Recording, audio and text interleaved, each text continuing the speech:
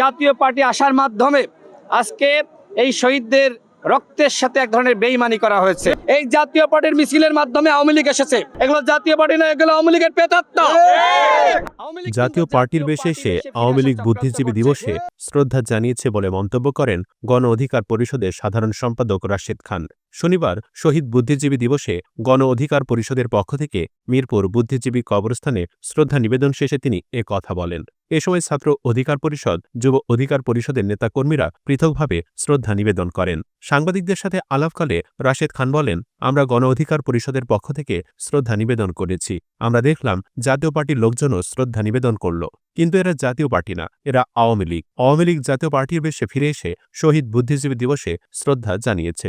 ইতিমধ্যে জিএম কাদের বলেছে, আমাদের সমাবেশে যদি আওয়ামী লীগের কর্মীরা আসে, আমাদের করার কিছু নেই, উন্মুক্ত সমাবেশে তারা আসতেই পারে। তিনি আরও বলেছেন, আগামী নির্বাচন আওয়ামী লীগ ও জাতীয় পার্টি ছাড়া সুষ্ঠু হবে না।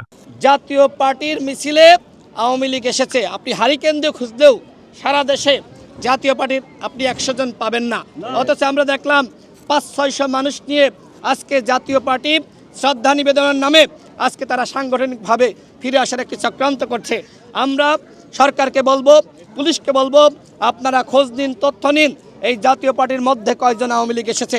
রাশেদ খান বলেন, তার মানে কি, জিএম কাদের আওয়ামী লীগকে পুনর্বাসনের দায়িত্ব নিয়েছে।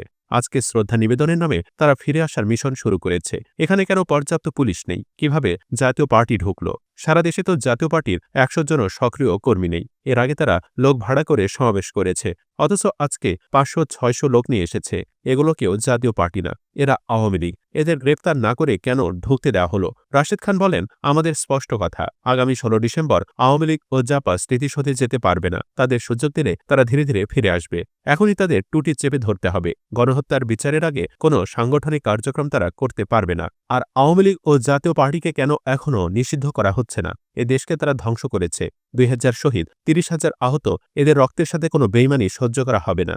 আরেকটি কথা বলতে চাই, 71-এর সাথে 24-কে মিলে বিতর্ক সৃষ্টি করবেন না, মুক্তিযোদ্ধাদের ছোট করবেন না। 71-এ একটি ভূখণ্ডের জন্য যুদ্ধ হয়েছে, এ লড়াইয়ের সাথে অন্য কোনো কিছুর তুলনা বেমানান। কোনোভাবেই 71-এর সাথে 24-কে বিতর্কিত করবেন না।